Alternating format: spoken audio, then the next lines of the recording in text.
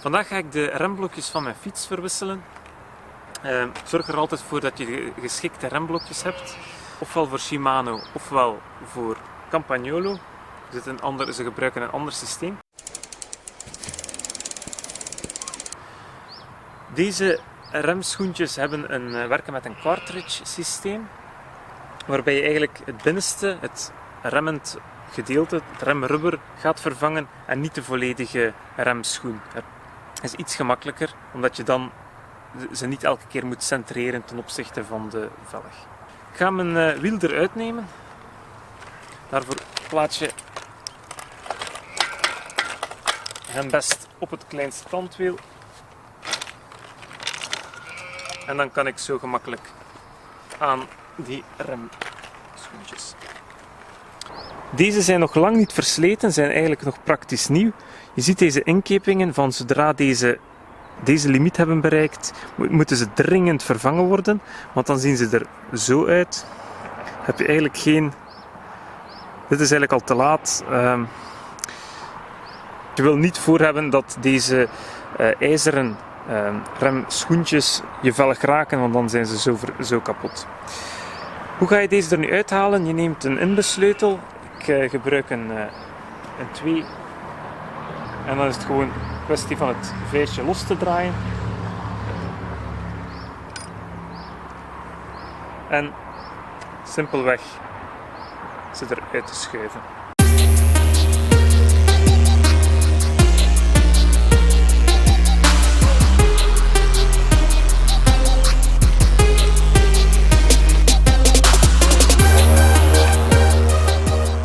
Op het remrubber zelf staat er aangeduid welke richting deze erin moet. Hier staat een pijltje forward, dus deze moet er zo in. De remblokken die ik hier gebruik zijn speciaal voor carbonremmen. En dat is ook de reden waarom dat ik ze nu wissel, omdat ik gebruik ga maken dit weekend van mijn carbonvelgen.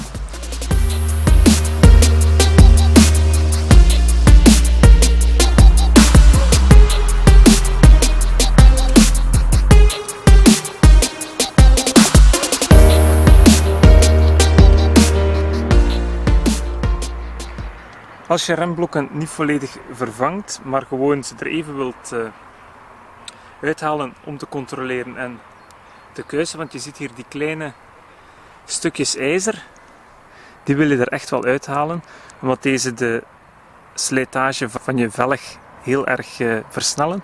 Dus deze stukjes er straks uithalen met een naaldje of een pincet. Nu, best ook omdat je ziet, er zit hier allerlei opgehoopt vuil in.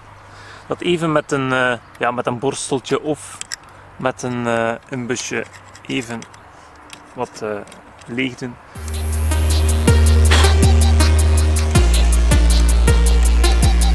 En dan schuiven die blokjes er iets handig in. Ze moeten er zo vooruit in. Eentje. En dan die tweede schuift er zo in. Doe een klein beetje vet op die vijsjes. Dat is gewoon standaard montagevet, zodat het niet vast komt te zitten.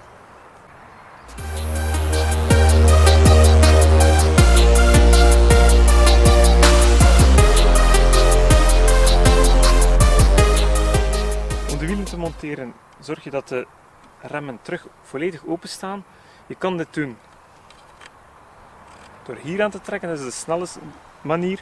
Maar je kan ook, voor het volledig te maken, ga je zorgen dat ze volledig openstaan.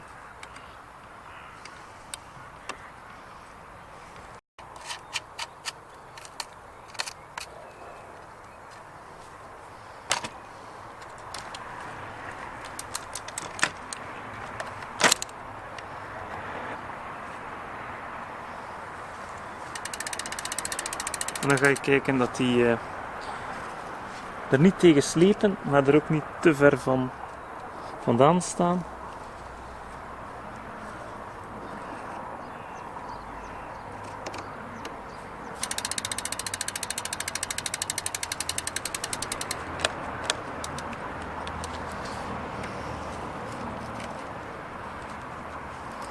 Ik heb graag dat ik een beetje meer gevoel heb bij het remmen, dus dat deze meer openstaan.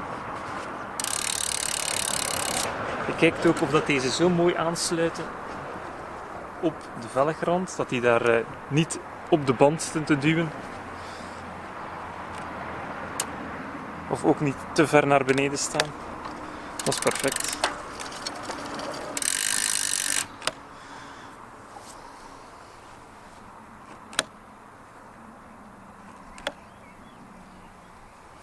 De blokjes die ik heb gemonteerd zijn Swiss Stop Yellow Kings, zijn specifiek geschikt voor carbonvelgen.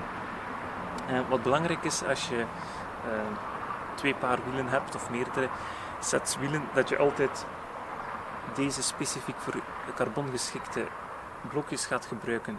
Enkel en alleen voor je carbonwielen, omdat als je deze blokjes gaat gebruiken die voor aluminiumwielen bestemd zijn, daarin kan vuil opgehoopt zijn, kleine aluminiumschilfertjes die heel agressief gaan zijn voor deze carbonrand.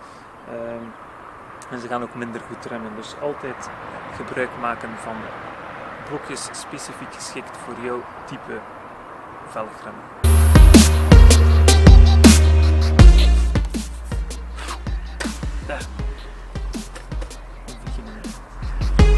Goed, op de rem zelf, op het remblok, stom schaapken.